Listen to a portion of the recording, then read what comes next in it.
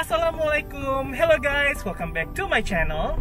Nah sekarang nih saya lagi ada di jalan dan bentar lagi saya akan menjemput Rahmat untuk bersama-sama kita ke Airshop Diecast. Tapi untuk kali ini kontennya adalah Q&A bareng Rahmat Dhani. Nanti kita tanya-tanya nih pengalaman dia terbang new normal, karena dia udah terbang new normal nih kemarin.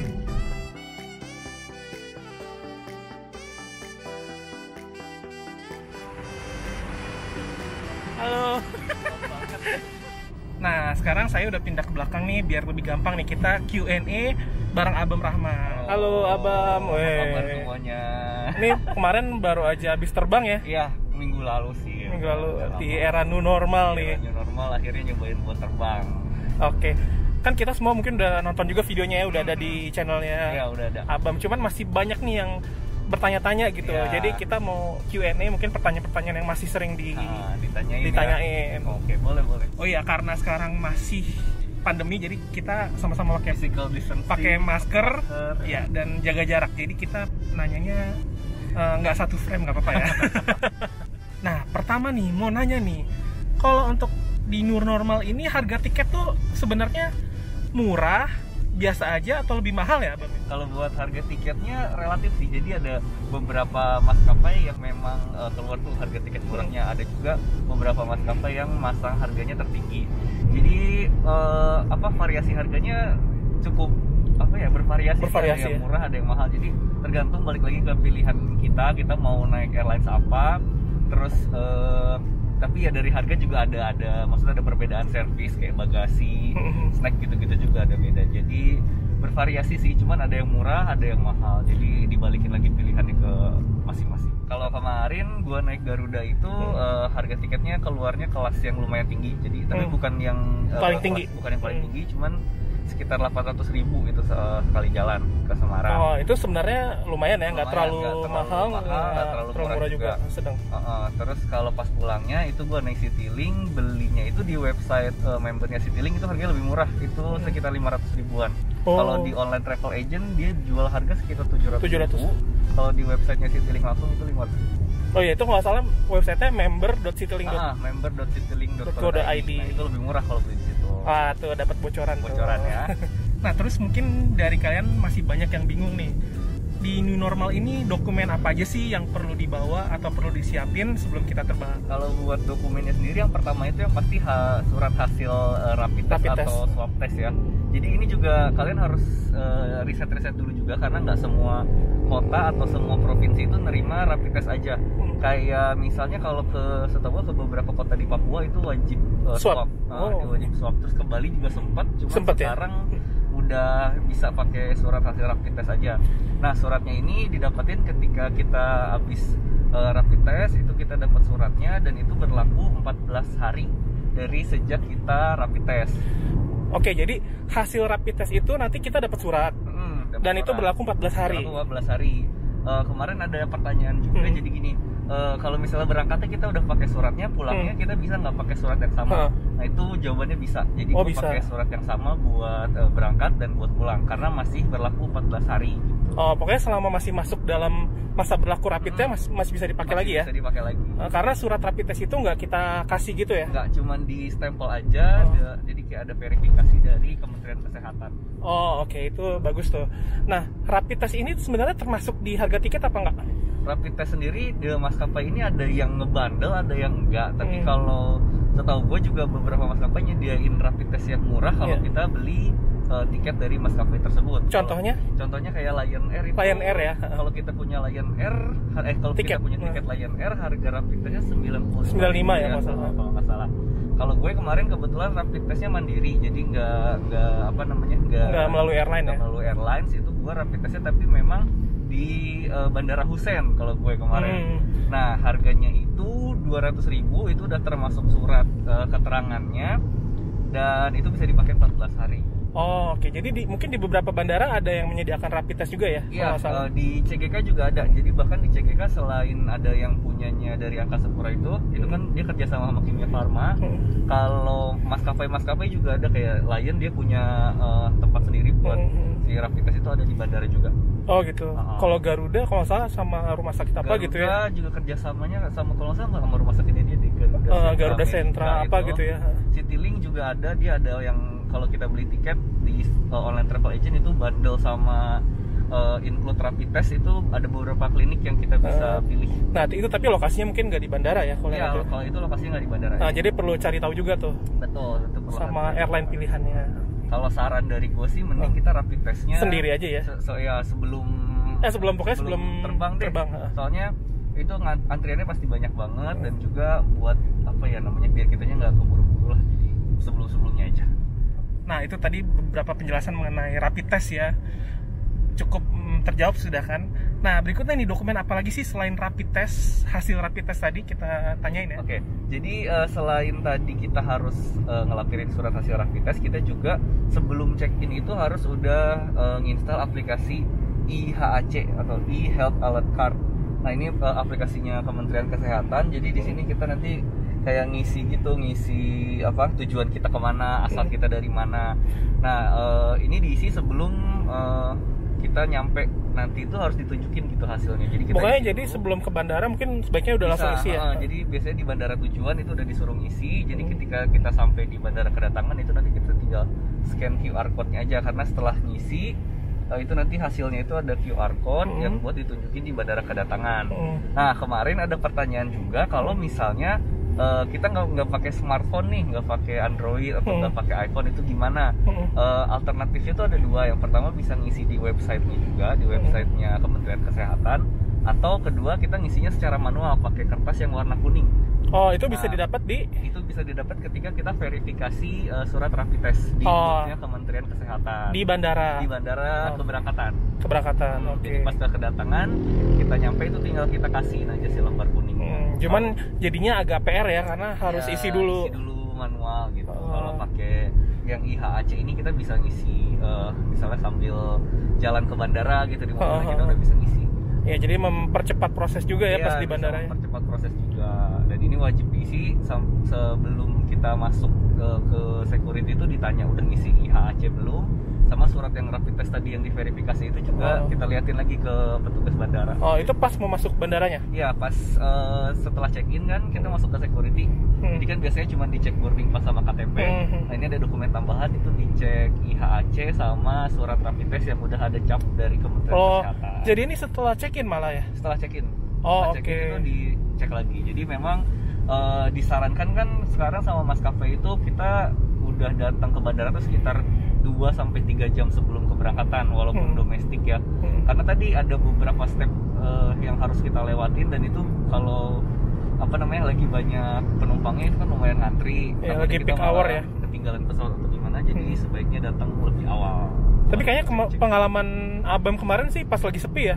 Iya, kalau kemarin memang kebetulan lagi jam sepi, jadi ya cepet lumayan sih, sekitar 1 jam itu beres lah prosesnya semua, dari cek dokumen, check in, terus ke security dan segala macam, itu sekitar 1 jam. Tapi lebih baik prepare for the worst case ya, daripada jam-jam tertentu kan banyak nih flightnya. Kalau kemarin pas jam gue kebetulan cuma 3 flightnya dari JKK itu, Garuda cuma ada 3 flight, jadi nggak terlalu ramai. Jam pagi ya, jam pagi, 7 kan tujuan.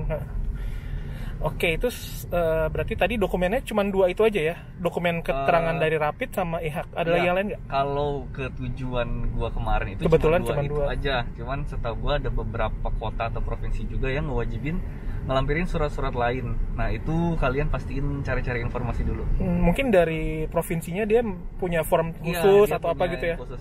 Sebenarnya di website maskapainya juga ada sih, waktu gue buka website Garuda itu ada misalnya kotanya Bali, dokumen apa aja yang dibutuhin.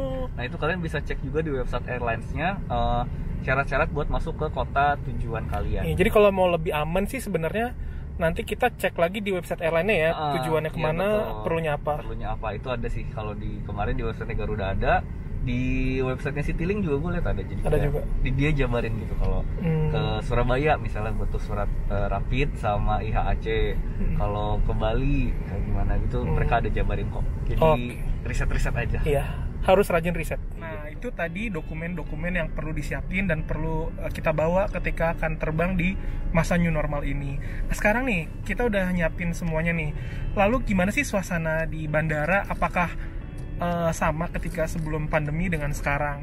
Oke, kalau kemarin pas di Garuda ini setelah dokumennya dicek semua, kita bisa sih sebenarnya pakai si mesin yang buat Online check-in check-in. mandiri itu bisa. Cuman setelah itu juga ada petugas yang ngecek si dokumennya udah diverifikasi. Tetap ada dulu. yang ngecekin ya. Tetap ada yang ngecek. Dan itu kalau gue kemarin tetap ke counter, terus semuanya kayak ditunjukin gitu, nggak dikasihin terus diambil sama dia. Oh, Tapi jadi kita nggak- tunjukin, misalnya KTP kita tunjukin. Diliatin aja gitu ya. Diliatin dari jauh karena kan memang ada ada kayak penghalang. Oh, juga ada ya, kan. ada. Terus kayak tiket kita juga ditunjukin dari jauh. Terus kayak suratnya juga kita buka, terus kita liatin kemasnya, nggak diambil gitu. Tapi tetap dapat boarding pass nggak? Kalau kemarin naik Garuda itu tetap dapat boarding pass, dan dia mesin buat cetaknya tuh langsung ngadep ke kita, jadi kita langsung ambil sendiri. Langsung ambil sendiri. Langsung ambil sendiri. Itu kalau kemarin di Garuda. Kalau di Citylink itu kemarin beda lagi. Jadi kita wajib online check-in kalau di Citylink. Itu wajib online check-in. Kalau misalnya kita bawa bagasi, kita cuma ngedrop bagasi aja di counter. Oke. Tapi sama, walaupun kita udah online check-in, kita tetap harus datang ke counter check-in buat verifikasi KTP, surat-surat yang tadi kita bawa sama IHAC. Jadi tetap harus verifikasi Tetap ada di satu counter ya. Verifikasi counter di counter check-in masing-masing airlines. Tapi kalau Citylink memang diminta untuk online check-in Iya, ya. diminta Dan untuk online nggak dapat check-in. boarding pass. Nggak dapat boarding pass kertas. Di Semarang kemarin, jadi semuanya setelah online check-in itu kan kita dapat kayak boarding pass digital gitu Digital. kan. Nah itu kita scan pas mau masuk. Pertanyaannya kalau nggak punya smartphone gimana tuh? Itu kemarin gimana ya? Kemarin Nggak tahu juga ya. Case-nya, cuman kalau kemarin beneran ini Mas udah online check-in belum? Oh kalau sekarang wajib online check-in gitu katanya. Terus ditanya bagasi segala macam nggak ada. Jadi ya udah kita masuk tuh cuma pakai si Digital itu ya. Nunjukin di situ ya. Kalau case-nya kemarin gua gitu. Dan sepenglihatan gua kayaknya nggak ada yang pegang boarding pass sama sekali sih. Nggak ada ya. Mungkin dari penumpang yang ada kemarin ya. Cuman kalau case-nya nggak ada smartphone atau gimana gue mungkin jarang kali ya case kayak gitu ya. Iya sih. Nah kalau di bandara sendiri gimana tuh? Ada perbedaan nggak? Ada yang ada fasilitas apa gitu yang baru? Kalau di bandaranya sendiri yang pasti physical distancing di mana-mana ya. Jadi, ada tanda-tandanya? ada tandanya. Kalau di kursi itu ada tanda silangnya, itu berarti kita nggak boleh duduk. Terus kayak kalau kita lagi berdiri ngantri, itu juga ada tanda-tandanya di mana kita harus berdiri, di mana kita nggak boleh berdiri. Terus kayak hand sanitizer juga ada di mana-mana. Terus sebelum boarding kita dicek suhu lagi. Jadi total tuh 2 kali. Pas di awal, pas masuk bandara ya. Sama sebelum masuk pesawat itu dicek temperatur lagi. Oke. Jadi cukup aman lah ya.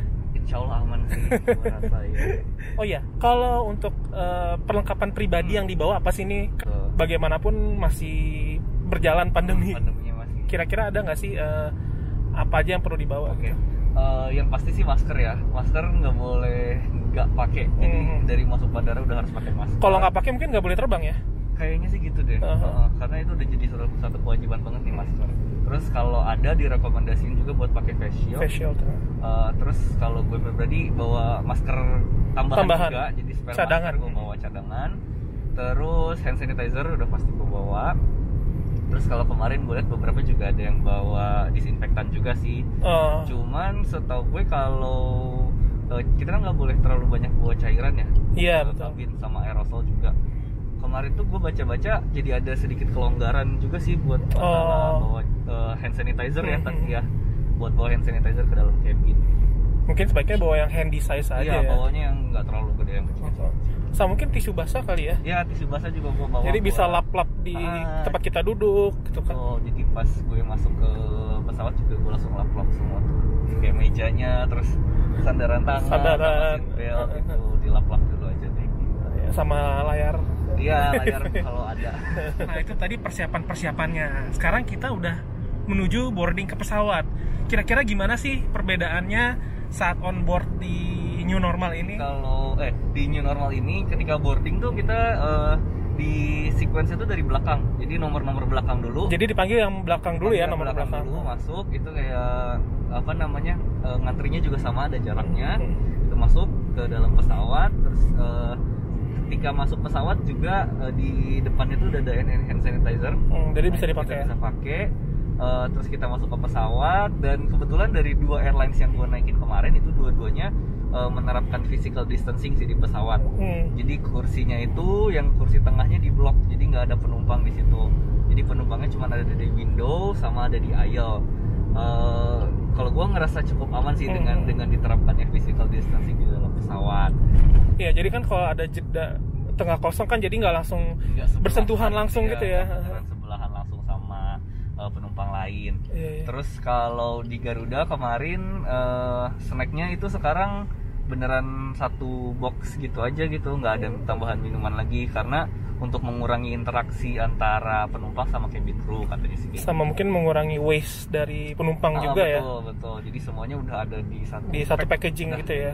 Jadi krunya juga cuman sekali udah aja, nggak ada bolak-balik. Tapi dia ngambil sampahnya lagi. Ngambil sampah ada. Tetap ada ya. Sampah. Nah, penasaran nih, pas on board tuh ada nggak sih perintah khusus gitu dari maskapainya, mungkin nggak boleh kemana-mana gitu? Kalau instruksinya itu yang pertama nggak boleh pindah-pindah tempat duduk ya, karena itu kan sebenarnya udah diatur juga. Udah diatur, betul. Terus yang kedua, memang ada announcement kita harus mengurangi interaksi antar penumpang dan juga antar penumpang ke cabin crew gitu. Jadi kalau nggak penting-penting amat, ya udah nggak usah terlalu banyak berinteraksi gitu. Iya, nggak usah ngerecokin cabin crew-nya. Ya. Jadi untuk vlogger juga mungkin nggak wawancara cabin crew dulu ya. Kemarin enggak, karena menghargai mereka juga. Iya, betul. Mereka nggak nyaman atau gimana, jadi kayak ya udah.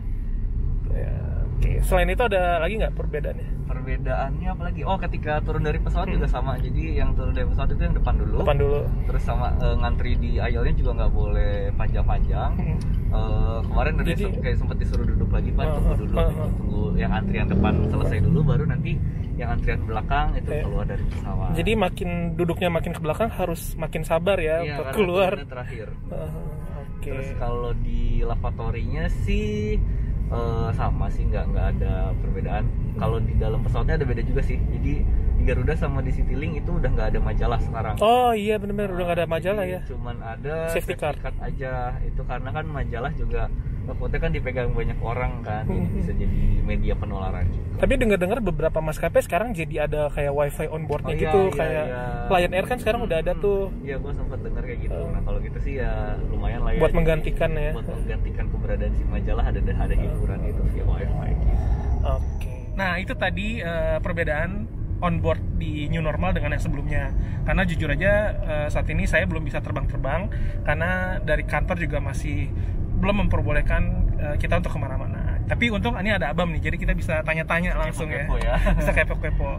Nah terakhir nih, pas udah nyampe bandara tujuan, kita diperiksa lagi atau kayak gimana? Kita coba dengerin pengalamannya. Oke, kalau pas sampai di bandara, yang pertama nyampe di Semarang dulu ya. Karena kemarin kan 2 kali nih gue. Yang sampai di Semarang itu pertama begitu sampai ada cek suhu juga, sama langsung nge-scan si barcode yang ada di aplikasi IHAC tadi. Tapi itu isian yang sama aja? Satu perjalanan 1 kali aja ngisinya. Itu kita tunjukin QR code-nya, abis itu ditanya cuma ditanya berapa hari di Semarang gitu. Oke. Terus udah habis itu langsung bisa ngambil bagasi. Kalau pas masuk Jakarta juga sama. Jadi pas di kedatangan itu, sebelum kita ngambil bagasi itu ada satu area gede. Situ pertama screening temperatur biasa gitu pakai kamera, sama nge-scan si IHAC tadi yang udah diisi. Itu sih kalau kemarin pengalaman gue, karena kebetulan kota yang gue datengin syaratnya nggak terlalu ribet. Nggak ada karantina mandiri gitu ya? Nggak sih. Cuman ada satu, mungkin ini juga jadi pertanyaan. Kemarin kan masuk Jakarta itu sempat pakai SIKM ya. Oh ya. Nah, SIKM ini kalau sekarang udah nggak ada. Udah nggak ada. Udah nggak wajib. Katanya digantikan dengan CLM, Corona Likelihood Metric. Itu, tapi ketika gua tanya, katanya sih belum ada regulasi resmi untuk kita wajib mengisi itu kayak gitu. Jadi itu banyak juga kemarin yang nanya, karena katanya ngisi CLM ini agak susah gitu. Tapi berarti mungkin harus tetap update aja ya, cari-cari informasi. Cari informasi. Takutnya nanti pas giliran udah mau terbang ternyata itu udah berlaku. Takutnya kan ini cepet nih berubah. Iya. Kayak dulu kan surat rapid test itu berlaku 7 hari, sekarang bisa 14 hari. Jadi memang harus rajin-rajin mantau perkembangannya sih, bisa dari websitenya, atau bisa dari Instagram maskapainya, atau dari apa namanya sosial medianya bandaranya juga kadang-kadang update kok. Iya, jadi lebih baik coba-coba kepo-kepoin aja ya itu. Benar-benar. Karena syarat ini akan terus berubah sih gua rasa. Oke. Nah itu tadi udah dijabarin dengan jelas ya dari mulai sebelum berangkat, di bandara, di pesawat sampai dengan bandara tujuan. Terakhir nih Q&A terakhir, pertanyaan terakhir untuk Abam. Selanjutnya nih rencananya apa aja selama masa pandemi dan juga setelah pandemi? Karena kita pengen tahu ya. Rencananya ya, kalau rencana buat terbang lagi sih sejujurnya belum ada. Dalam waktu dekat belum ada. Waktu dekat ini nggak punya tiket sama sekali, jadi ya belum tahu mau kemana.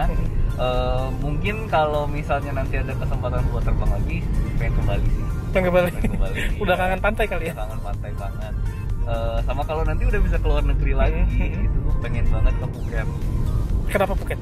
Karena kan di bandaranya tuh di yang pinggir pantai itu kita bisa lihat pesawat. Ya, spottingnya racun ya? Spottingnya racun, terus pesawatnya juga gede-gede gitu. Jadi pengen ke Phuket sih kalau udah bisa terbang internasional. Oh gitu. Kalau kolaborasi dengan Ikhwan Hidayat? Iya itu juga banyak sekali ditanyakan. Nah, itu nanti kita terbang lagi. Iya, mudah-mudahan ya cepet kita bisa terbang lagi. Nanti bisa kayak dulu lagi, kayak kita kalau mau terbang tuh udah gampang lah. Oke, terima kasih banyak Abam. Sama-sama. Udah mau ditanya-tanyain. Oh iya, kalau mau lihat lebih jelas pengalamannya bisa lihat di channelnya Abam ya? Iya betul, kalau bisa mau lihat pengalaman yang lebih lengkap itu videonya udah ada dua-duanya. Yang satu gue naik Garuda dari Jakarta ke Semarang, terus yang satu naik Citylink dari Semarang ke Jakarta. Di situ gue jelasin juga apa namanya step-stepnya kayak gimana. Oh, bahkan udah ada 2 flight loh dia terbang. Oke, jadi sampai di sini dulu perjumpaan kita dengan Abam. Ikutin terus karena kita masih mau ke Airshop Diecast ya untuk di video selanjutnya. Dadah. Oke guys, tadi itu wawancara Q&A dengan Abam Rahmat. Semoga kalian sudah terjawab ya pertanyaan-pertanyaan, walaupun mungkin tetap kalian harus update lagi informasi-informasi yang ada. Sampai jumpa lagi di video selanjutnya. Jangan lupa untuk kasih komentar, like, dan juga subscribe ke channel saya dan channelnya Abam. Sampai jumpa lagi di vlog berikutnya. Bye.